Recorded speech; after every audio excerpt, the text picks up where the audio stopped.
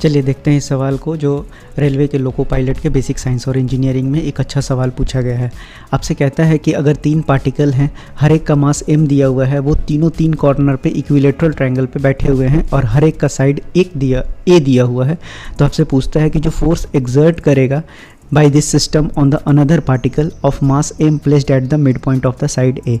बोलता है कि हमारे पास एक इक्विलेटरल ट्रायंगल दिया हुआ है। एक इक्विलेटरल ट्रायंगल में हमारे पास 3 पार्टिकल हैं A, B, C, जिनका कि मास तीनों का सेम है, यानी ये भी मास m है, ये भी मास m है और ये भी मास m है। और इक्विलेटरल ट्रायंगल है तो तीनों का डिस्टेंस सेम दिया हुआ है, यानी कि A दिया हुआ है। अब बोलता है कि अगर A से D पर मिड पॉइंट को डाला जाए, A से D पर मिड पॉइंट को डाला जाए तो हमको पता होना चाहिए ये 90 बनता है और ये 2 हाफ पार्ट में डिवाइड हो जाता है। तो बोलता है कि आपसे पूछा गया है कि जो A के चलते D पर लगने वाला फोर्स है उसकी वैल्यूज़ कितनी हो जाएगी। तो आपको पता है कि न्यूटन्स का यूनिवर्सल लॉ ऑफ ग्रेविटेशन क्या बताता है कि FAD अगर हम यहाँ देखें तो ये कितना हो जाएगा G कैपिटल M, और बोला है कि सबका मास M है तो A पर भी मास M है और D पर भी मास क्या होगा, M होगा। तो GM और दोनों जगह कैपिटल M बाई RAD का स्क्वायर हो जाएगा ये।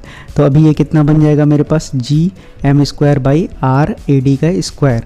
अब हमको RAD निकालने के लिए यानी कि हमको इसका लेंथ हमको निकालना पड़ेगा। तो कैसे निकालेंगे, सिंपल है।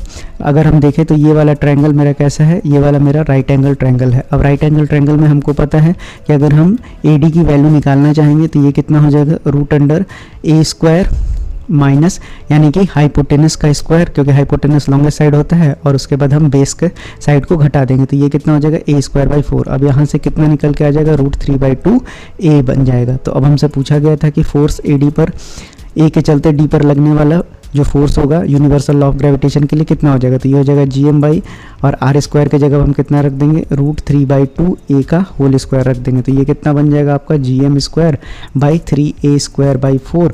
4 ऊपर चला जाएगा तो 4GM square divided by 3A square हो जाएगा। तो इस हिसाब से आपका सवाल का उत्तर B हो जाएगा। Thank you.